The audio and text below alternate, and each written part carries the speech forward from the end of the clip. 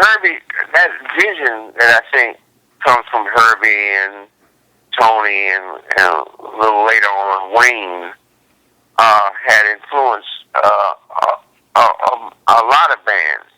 So by the time I joined Stan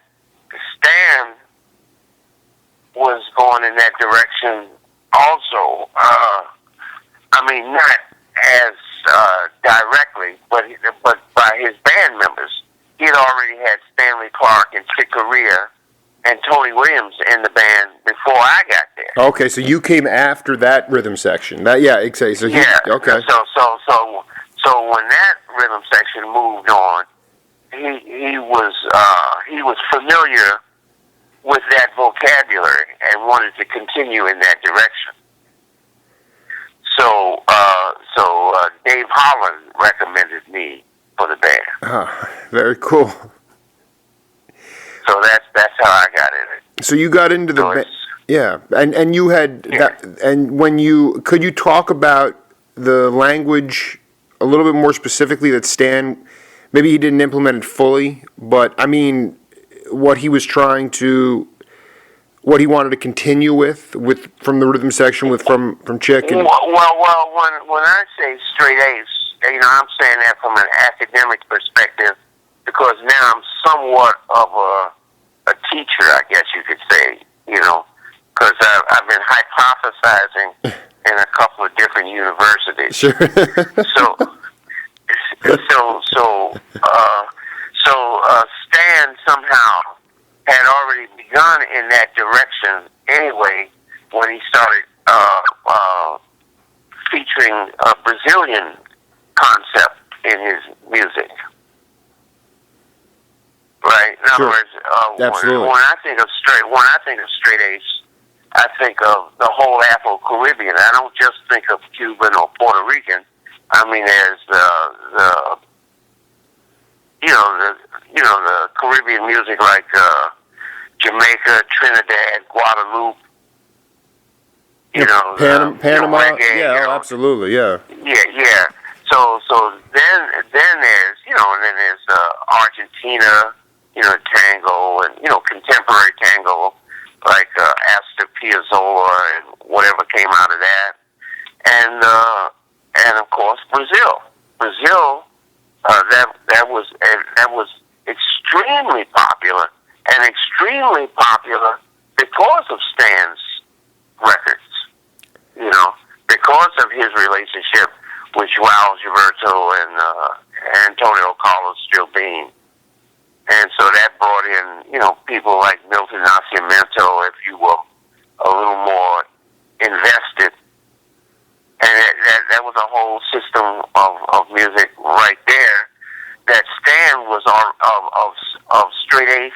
I look at it as kind of straight eighth music that wasn't necessarily Cuban, but still it was Afrocentric. It was Afro-Caribbean, and that affected pop music in the United States. I mean, really affected it. So a lot of the pop music, even to this day, I mean, it's, almost especially to this day, is still coming from that direction, as far as I can see it.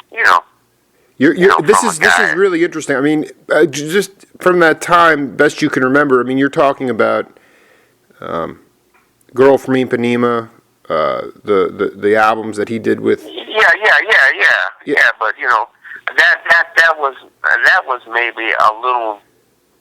It was commercially successful. Sure. But it comes from the samba. It comes from a very deep Brazilian traditional form of folk music or dance music, as you will. Oh no, I think you're spot on. I'm looking for you to provide an example, even at the time or even modern day, of how those straight eighths, that groove, that rhythm, still impacts pop music. I know. When I've interviewed. Well, I can only give you my opinion. Yeah, absolutely. Sure. I'm not authority.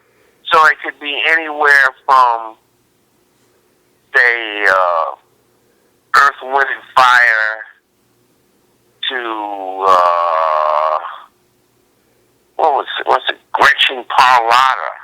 You know, Maria Snyder to all the weather report, Return to Forever. What about rock groups like the Doors and bands like that? Well, no, that's a little farther back. I just know that when I interviewed the drummer John Densmore from the Doors, he was already a jazz head. But he kind of lost his mind when he heard those rhythms. And I'm not sure that the Doors weren't playing a lot of Brazilian or bossa tunes, but I think you're right. I think it has had, from a non-musician's point of view, it seems to have, to this current day, seems to still have remnants of that all over the place. No, it's become even more developed because when you start thinking about people like, how can I put it, like the advanced concepts of hip-hop. At least the drummers. Right. When you listen to Chris Dave or Eric Harlan, or especially Kendrick Scott, and those guys. Meanwhile, Herbie himself had written some Brazilian-style tunes even before I got in his band. Speak Like a Child, and I Have a Dream. Sure. Yeah, and that's after he wrote Watermelon Man, which was more somewhere between Chicago blues and Afro-Cuban. Absolutely. Herbie was, just sort of, besides being a genius, he was born at the right time, right time, right place. He and Tony.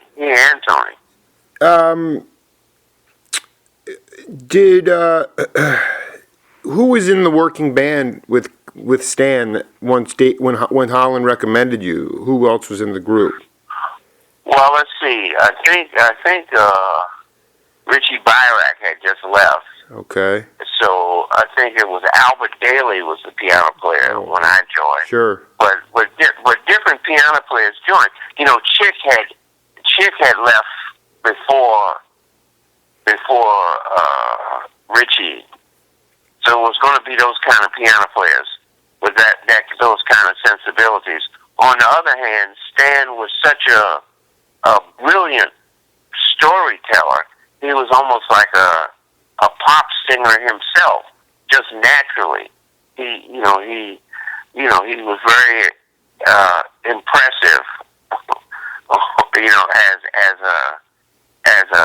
As a ballad, as a standard storyteller. So he was a good lyricist in his playing. I did. He was very lyrical. Yeah, I did. So anybody who played with him would have to be a knowledgeable accompanist. So after that, it was Joanne Brackeen and then Kenny Barron. Wow. Okay, so that's fat. So the idea, because a lot of his solos, especially ballads, would go on for long periods of time. So you really had to know how to fill in as an accompanist and continue to color the story. Yeah, but some of his ballads were like the Brazilian ballad, like the Antonio Carlos, Joe Bean was also, Right. So I think I was hired because I could play, relate to the Brazilian, the bossa nova and the samba, things like that. And then and there was another piano player in the band named Andy Laverne, and he definitely could do that also. He was very good at that. How did you did you go up to hit the Gershwin Mansion to try out? How did that all work? Was it just, because I've heard other cats, he... Well, I definitely went up there, supposedly to rehearse. Yeah, right. But, it was a nice place to go. It was a beautiful structure, and had great sound. He had a room there that had this almost perfect sound that Gershwin had,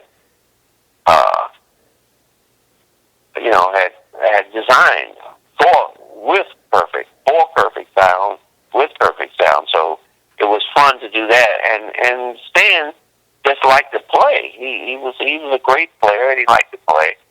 So he would have us come up there to play. I mean, it was supposed to be a rehearsal, but he also wanted to play, and he wanted to play with different people. He wanted to try out different people. So it depending on the mood you were in at the time, it could be a lot of fun. But it was a long drive. How far from the city? How far was it? I was in Rye, New York, or something like that. It was in Westchester. Yeah. It was about a 45-minute drive. Right, with traffic, that can get a little bit onerous, I guess. Oh man, yeah, because I lived in New Jersey. Oh, you lived in Jersey, because that makes it even harder. Right. So, could you talk? You've worked with, you've been a band leader yourself. I mean, you've worked with a lot of cats, luminary cats. But could you talk about Stan's leadership style on the bandstand? What did he do it? How did he communicate with you guys on the bandstand?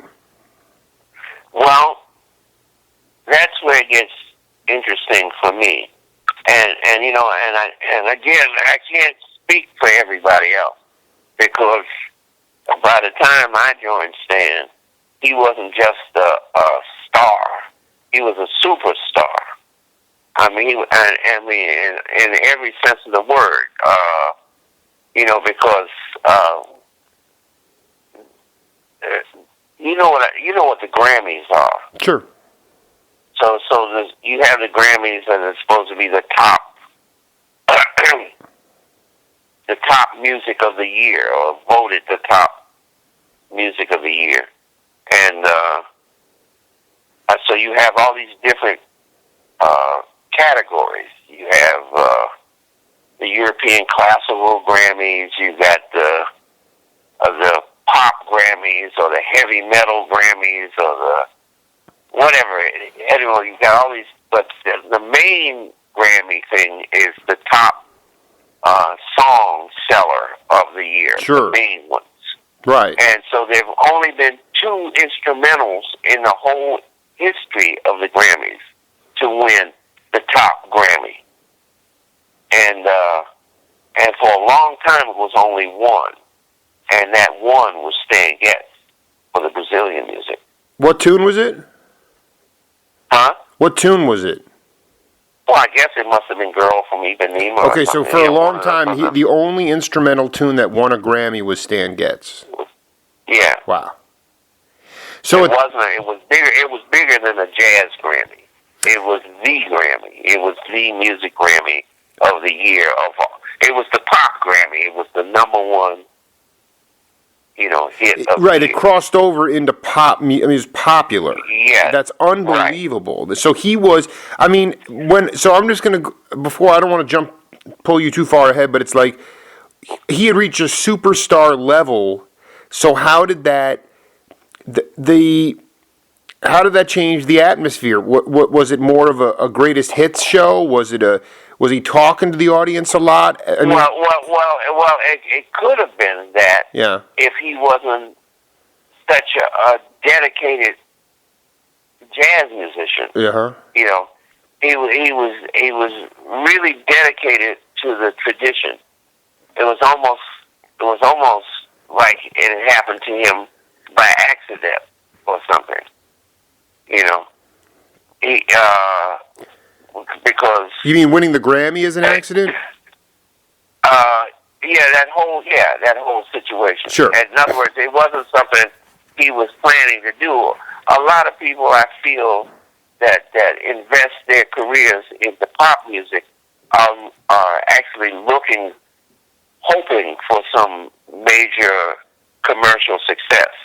I don't think Stan was looking for a commercial success, at least not on that level. Absolutely. And you know better than anybody, when you're not looking for it, that's when it comes to you, whether you want it or not. So it was never a natural. It was natural, but it was never a premeditated thing. Right. Well, in his case, I don't think it was. Right. Anyway, and plus he was already very popular as a jazz musician anyway. You know, because he was great. You know, he's one of the great improvisers out of the Lester Young school of music. Lester Young, Charlie Parker style of modern jazz. He was one of the top players, you know, of that style. Really one of the top. You know, one of the 4 or 5 top players. You know, period. You know, so to work for him, he had a lot of information that he could impart or demand, depending on how you looked at it, that would keep that presentation acute or articulate. You know. Can you give an example? Well, you know, as a really young kid, he had played with the Jack Teagarden band. Yeah. So that's some history that a lot of kids didn't get a chance to get, because he came on the scene when supposedly a lot of the more professional musicians were in the army. So he had this knowledge of the history of the music firsthand, of how it really works. You know, how it works, how it relates to an audience. You know, because he played with Benny Goodman's band. Wow. You know how it relates to an audience. You know how the music is supposed to feel. That even if people don't, if by that time, if people didn't necessarily get up and dance, they still felt the feeling, the dance feeling in his music. You could feel the dance music in Stan's improvisations, and it was very clear. So when I had to perform with him, he wanted those feelings clarified and articulated. And he told me, he said,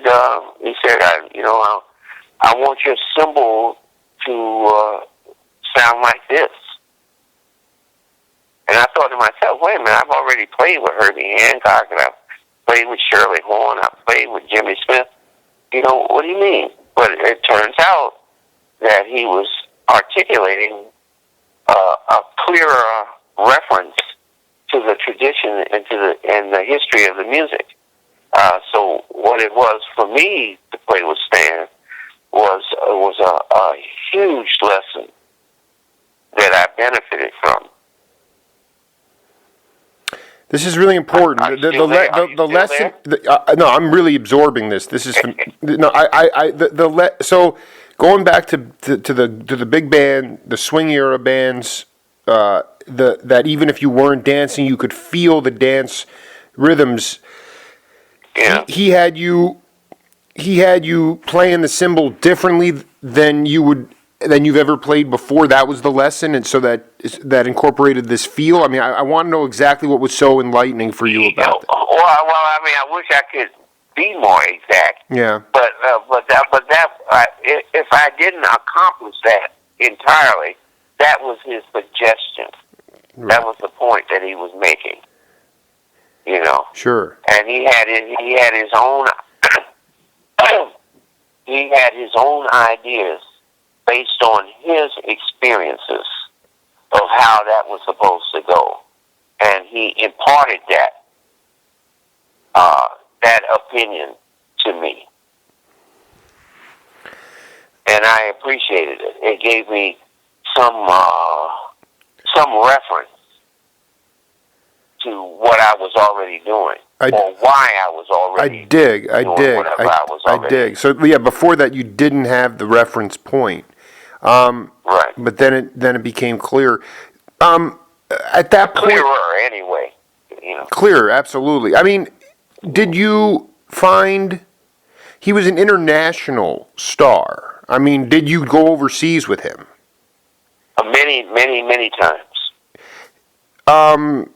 Can you talk about the audiences or the way he was viewed in the world internationally, Europe or where you went, Japan, and then contrast to his receptions in the United States? Well, no, he was above those kind of comparisons. I mean, he was right. He was already if you leave out him being a trillionaire or something. I mean, he was already a superstar by the time I got in the organization anywhere. So he was accepted on that level. He was already accepted. He was beyond a certain kind of investigation or criticism. He was already acknowledged as the great Stan Getz wherever we went. And as far as I was concerned, for the lessons that he gave me, it was rightfully so. Right.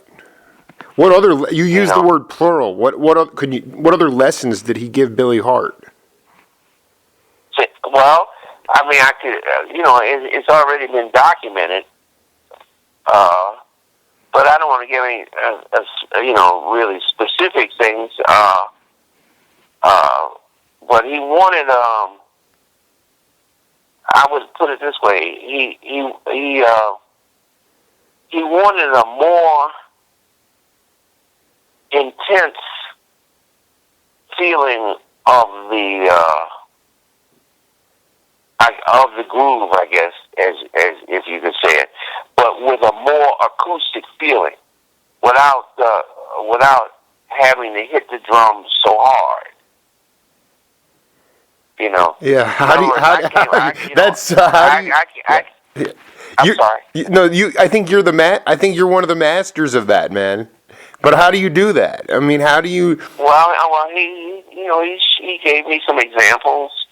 I forget the name of the drummer. I think his name was Tiny Khan. Right.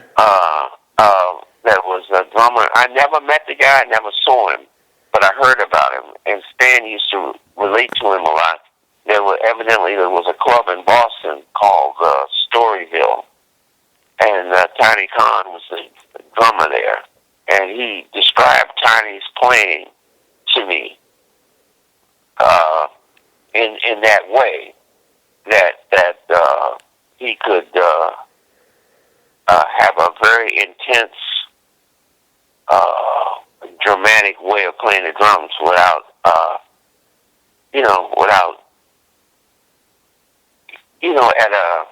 at a lower volume. Sure. And I think he wanted to tell me that because when I came on the scene, my generation is the first generation to come on the scene that heard so-called rock and roll and rhythm and blues first, right? Sure. So I was used to projecting the drums based on the electric bass or something like that, where you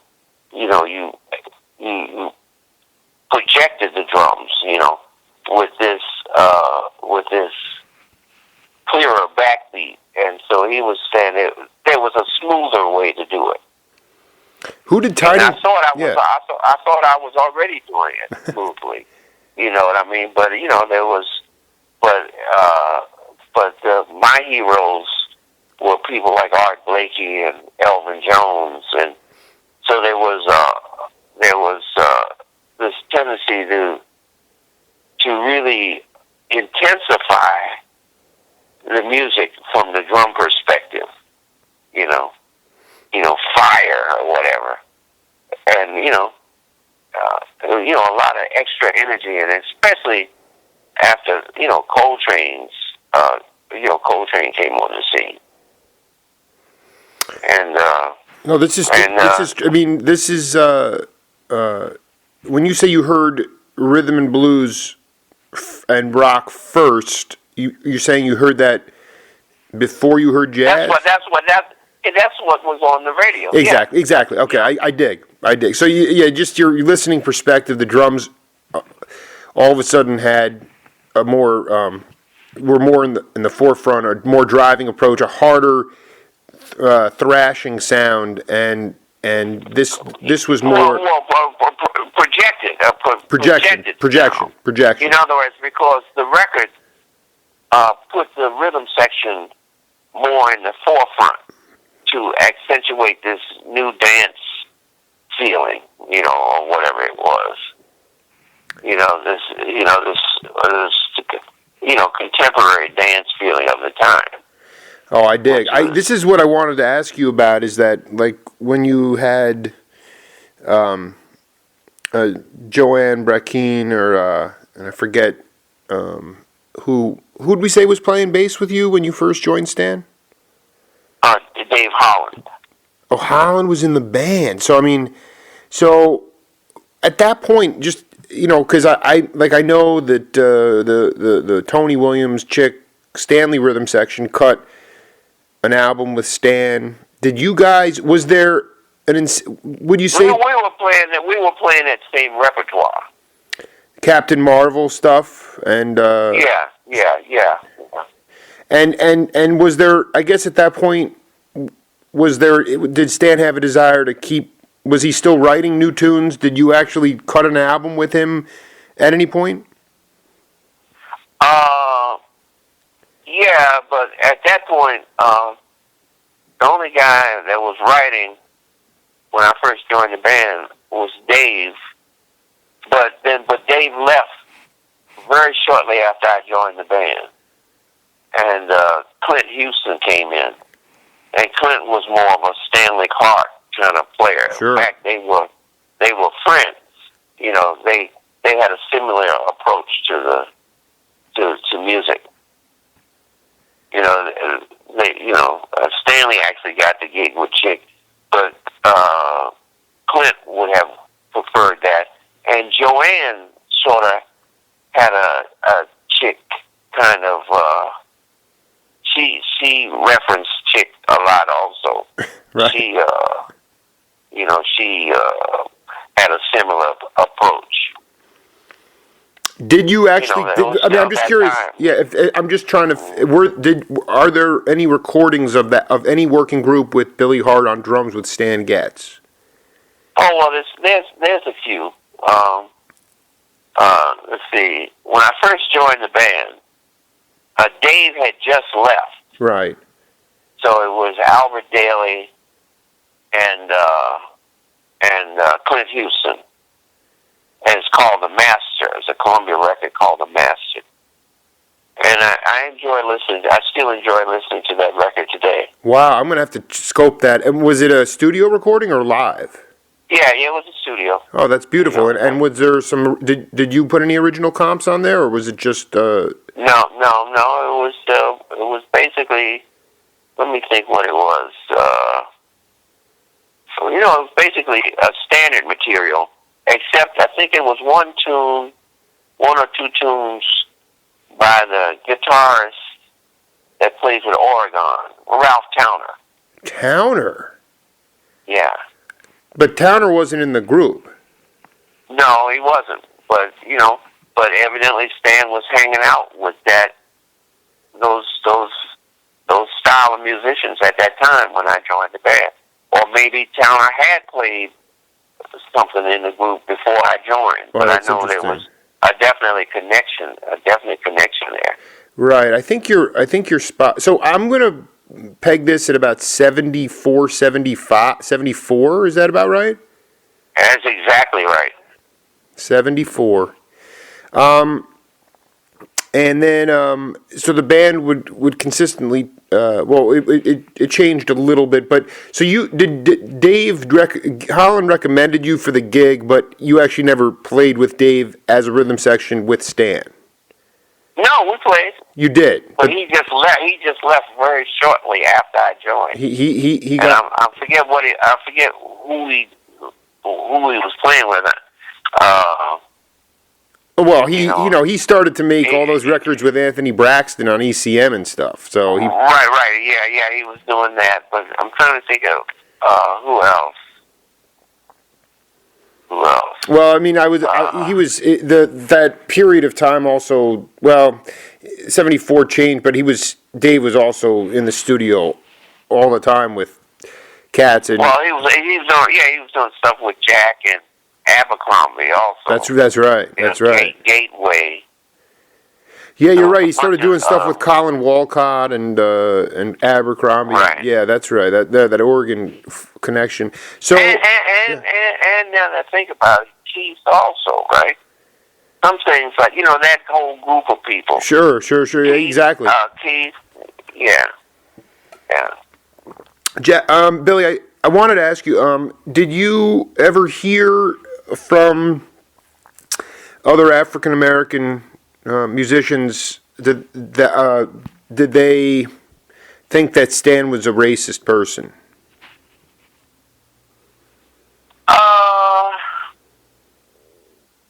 I only bring it up because when I was interviewing Alan Schwartzberg, no, it wasn't Schwartzberg. It was Bill Crow, the bass player. Bill Crow said that Clark Terry thought that Stan was a jive cat and wanted nothing to do with him. He thought he was racist. Really? Yeah. Well, I never got it as intense as that. I just thought he came from an era, a time when he wasn't a revolutionary. He just accepted it as the way it was, but he couldn't be but so racist because he always had Afro Americans in his band. I mean, by the time I started listening to Stan Getz, I think Roy Haynes had been in the band almost 7 years. Right, and then I'm interviewing Emilio Lyons yesterday, who repairs horns for Stunny Stitt and all these cats, and he's saying that he saw Roy a few years ago in New York City, and at the time when Roy was playing with Stan, he had this tuner timpani that he played with, and Emilio went up to him and said, "You still have that tuner timpani?" And Roy's like, "What are you talking about?" He's like, "You had this when you played with Stan Getz." He's like, "I don't want to hear that name. I never played with him." It's interesting. You get, sort of. So I believe me. There's.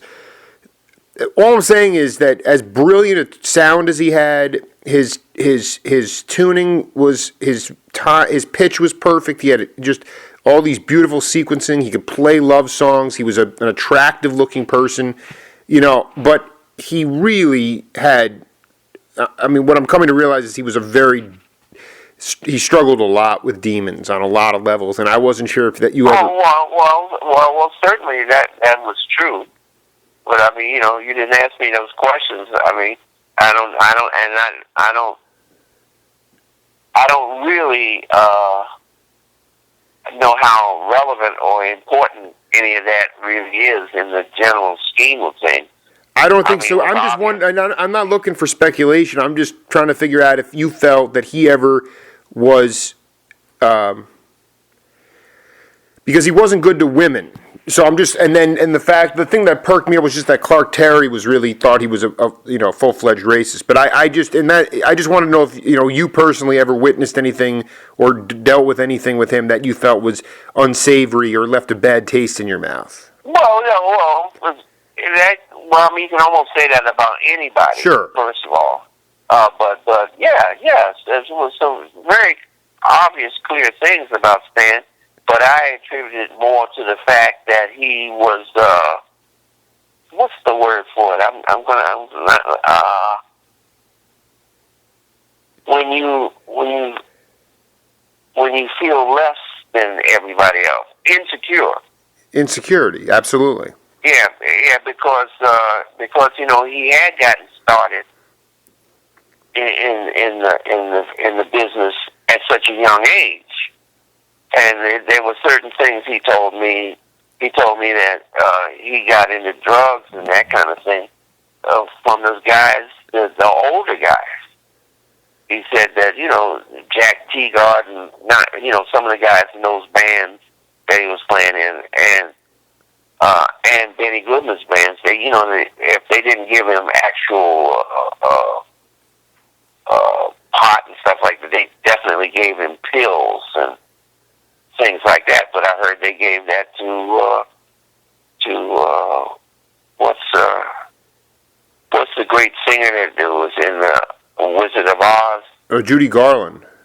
Yeah, in other words, that was the style of thing that was going on in those days.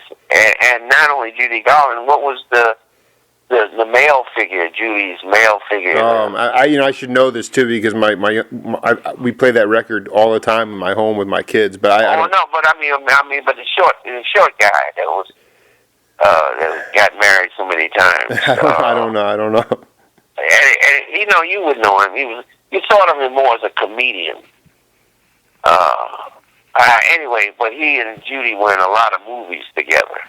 A lot of different movies. Well, together. I mean, listen. Anyway, yeah. In other words, they gave all of those kids in those days pills and drugs that people just they accepted that, and supposedly that's what they gave to Stan.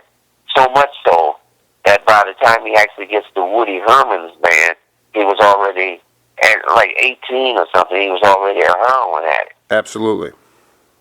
So that means he didn't necessarily finish high school.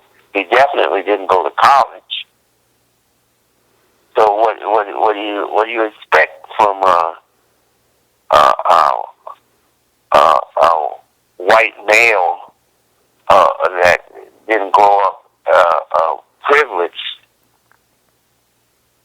anyway, or he wouldn't even have been playing jazz music in the first place. See, Russian Jewish descent. You know what I'm saying? I dig. I dig, man. I totally. He did not. He did not come from a white collar upper class family. Right. Yeah. That's what I'm saying. And jazz was totally a street music when he was really coming up. So I mean, he. And that's the kind of and he. Hold it a minute. Something's happening outside. I need to check on. Go ahead. Yeah. No problem. Okay. Yep. Yeah. I got about another 6 minutes here. Jabali, if you could, in your own stepping back from it, you talked about him being from this lineage of Lester Young.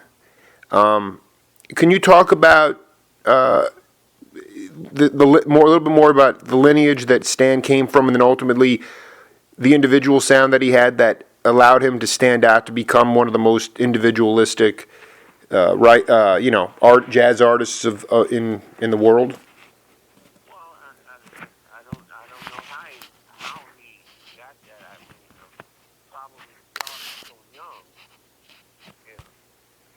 Like Tony Williams started young. I mean, just by having such a clear understanding at such a young age of what the entertainment industry, not only jazz, but the entire entertainment industry was in those days. Because it was a lot closer in those days. I'm sure he probably even met Judy Garland and those people. I know that he was friends with the British group of comedians. In those days, it was called the Goons. But years later, they came up with the name Monty Python. Oh, okay, like yeah, right on. Yeah, but he was, he knew all of those kinds of people. I'm trying to think of, there was a movie star that was the maid of honor at his wedding. he was in the entertainment industry. So when he so it wouldn't surprise me that he might have had connections with Bing Crosby and Frank Sinatra and Nat King Cole and of course Duke Ellington, and he just had that he was familiar with that kind of talent, that kind of artistry as a young person, and plus with his own natural ability, his Russian heritage. I mean, it all culminated in something that seems to have been very, very special. Have you heard that album that you were on, Susan McManus album, in a while, Native American album? Oh yeah, I haven't listened to it in almost, and I don't own it. Oh, you want? Because I'd like you. If you give me your address, I'll send you a vinyl copy of it. I don't. Your drumming is awesome. If you want, I can send you a copy if you want. Oh, okay. Well, great. Send me. But anyway, Well, no, I mean, this is. All I can tell you is that at this point, I'm just gathering as much information as I can to, once we make a little bit of a sizzle video and begin to get sponsors for the documentary. If anything is used from our conversation, I'll let you know, and most likely we'll be coming back to do it on camera. The family. So, but I just that just popped into my head because that was in like 1983. How did you? That would be the other question is why did you leave Stan? I mean, was it an amicable after 4 years or so? How did you guys leave it? Did you leave on good terms? Well,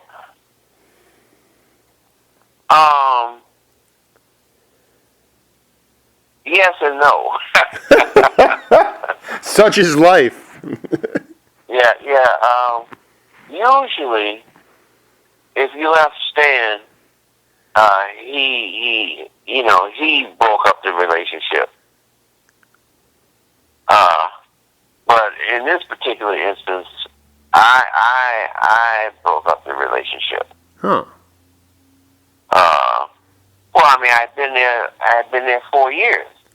I was 74 to 78, and he expressed, he said he didn't want me to leave. So, I had to say I'm leaving anyway, I was determined to leave, because I had played with him so many. Stan was the last permanent band that I was ever in. Wow. Well, there was one other guy there, but I was trying to get out of that one too. In other words, by 1978, I was 38 years old. I had already played not only with some pop artists, which I don't want to mention now because everybody, once I mention those people, then they don't want to discuss the jazz people anymore, so I don't even want to mention it. But I had already played with Shirley Horn, which was a huge influence on me, which was another reason I think Stan liked my playing. And then Jimmy Smith. And in those days, those bands, you worked over 30 weeks out of the year. So if you were in one person's band, you didn't freelance and play with a lot of other bands. And I didn't live in New York, so I was from Washington D.C. So when I went out with Shirley Horn, I mean she lived in Washington D.C. So I was her drummer. So when I left to go with Jimmy Smith, I was his drummer. I didn't play with anybody else. And then I went with Wes Montgomery. I didn't play with anybody else. In fact, with Wes, I was on salary whether I worked or not. Wasn't this before? I was in a Paul, huh? This was before Stan, though, right? Yeah. Right. All this is before Stan. Yeah, no, because you were the house drummer. This is before that, but you were the house drummer at the Howard Theater, so all the rhythm and blues and soul, Right. And so from there, and then all the jazzers came in, and then they'd hire you, and so you were like with Wes, you were on salary for the entire time you were with them. Those were the days of the working bands. So that's what I'm saying. That's the point I'm making. So then there was Wes, then it was Eddie Harris. I love that with Jody Christian and you on those Eddie Harris albums. Yeah, and then there was Herbie Hancock. Sure. Right, that was 3 years, and then in between Stan and Herbie was McCoy Turner. So I had it with working with usually that kind of time, when you spend that kind of time being employed, the next step is to have a band of your own. I didn't quite get to that level, but I had it with playing in one person's band all of that time, especially his Stan's. It's funny because the year you left, 1978, was the year I was born, and that to me, music in general I just also wonder at that point if Billy Hart realized you were in a position of your career where you wanted to do things that you wanted to do because you could. Right, exactly. That was also the first year that I made a record under my own name. That's right. My first record under my own name, 1977. Actually, it came out in '78. What was it called? What was it? It was like a 3-letter. What was it called? Enchant. There's a forest on the front. Yeah, I see that album. Yeah. Yeah. All right, I got to hop out of here, but can you give me your address and I'll send you that McManus album? Sure. Yeah. So with a lot of people, we discussed this thing about Stan when you asked me about it before. I mean, Stan did do a lot of bizarre things, but I've seen him. I've sat next to him on a park bench and watched him weep uncontrollably. Doing an intermission between sets. Where he showed his insecurities to me. I mean, he said, man, this saxophone. I said, but Stan, you're a great saxophone. He said, man, anybody can do this. He said, anybody can play the saxophone. That doesn't make you special. And he was crying. Wow. I mean, I've seen Stan like that. I've seen him.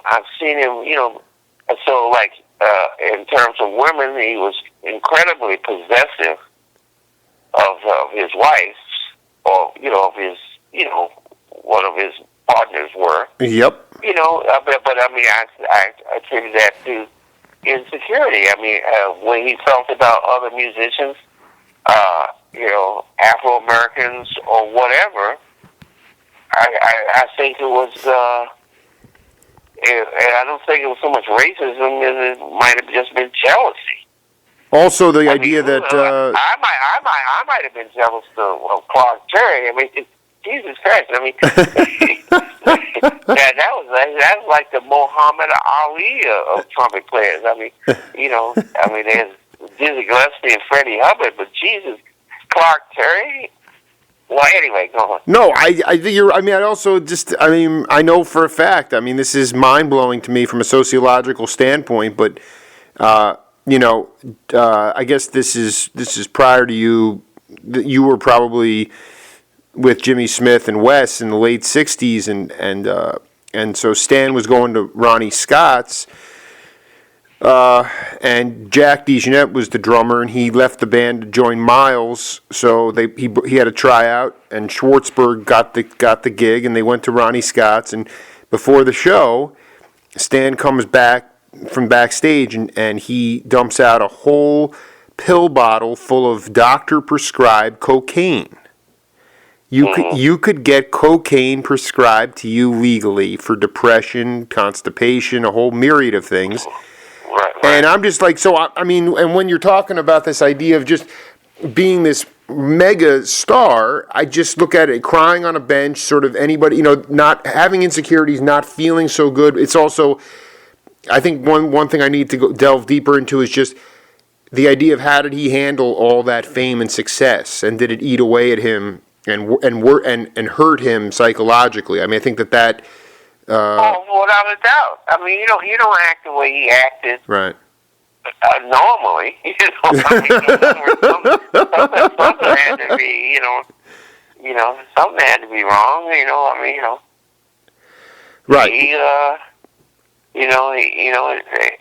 didn't have enough.